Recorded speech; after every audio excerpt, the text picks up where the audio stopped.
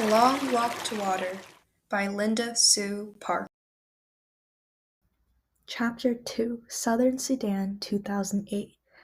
Naya put the container down and sat on the ground. She always tried not to step on the spiky plants that grew along the path, but their thorns littered the ground everywhere. She looked off at the bottom of her foot. There it was, a big thorn that had broken off right in the middle of her heel.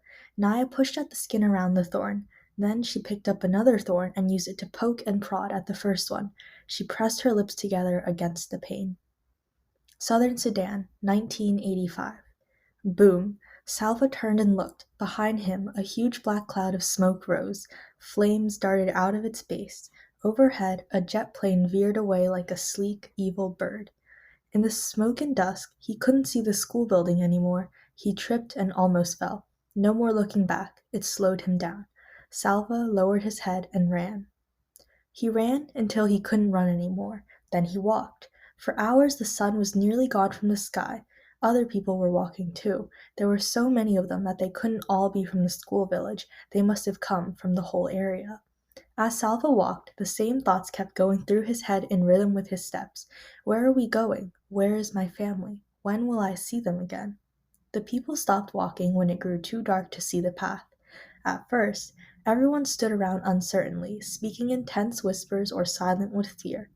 Then some of the men gathered and talked for a few moments. One of them called out, "Villages, group yourselves by villages. You will find someone you know." Salva wandered around until he heard the words, "Loon Arik, the village of Loon Arik, here."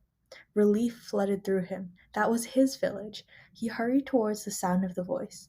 A dozen or so people stood in a loose group at the side of the road.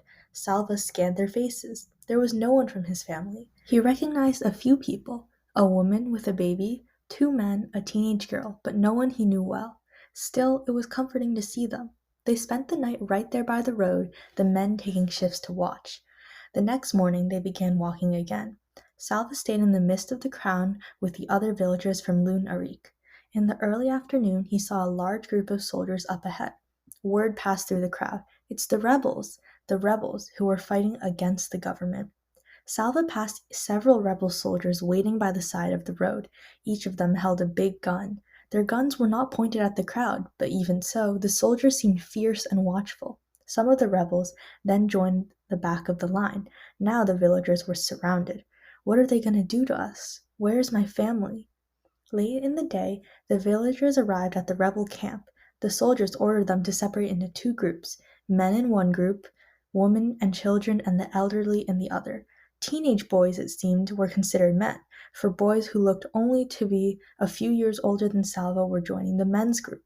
Salva hesitated for a moment. He was only 11, but he was the son of an important family. He was Salva Mawin Dut Arik, from the village named for his grandfather.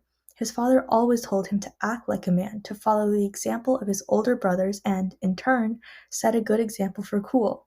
Salva took a few steps towards the men. "Hey!" A soldier approached Salva and raised his gun. Salva froze. All he could see was the gun's huge barrel, black and gleaming, as it moved towards his face. The end of the barrel touched his chin. Salva felt his knees turn to water. He closed his eyes. "If I die now, I will never see my family again." Somehow, this thought strengthened him enough to keep him from collapsing in terror. He took a deep breath and opened his eyes. The soldier was holding the gun with one hand. He was not aiming it. He was using it to lift Salva's chin so he could get a better look at his face. "Over there," the soldier said. He moved the gun and pointed it towards the group of women and children. "You are not a man yet. Don't be in such a hurry," he laughed and clapped Salva on the shoulder.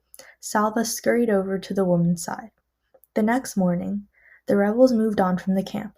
The village men were forced to carry supplies, guns and mortars, shells, radio equipment.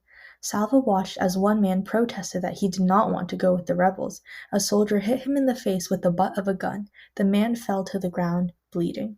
After that, no one objected. The men shouldered the heavy equipment and left the camp. Everyone else began walking again. They went in the opposite direction from the rebels, for wherever the rebels went, there was sure to be fighting. Salva stayed with the group from Loon Arik. It was smaller now, without the men, and except for the infant, Salva was the only child. That evening, they found a barn in which to spend the night. Salva tossed relentlessly in the itchy hay. Where are we going? Where is my family? When will I see them again? It took him a long time to fall asleep. Even before he was fully awake, Salva could feel that something was wrong. He lay very still with his eyes closed, trying to sense what it might be. Finally, he sat up and opened his eyes. No one else was in the barn.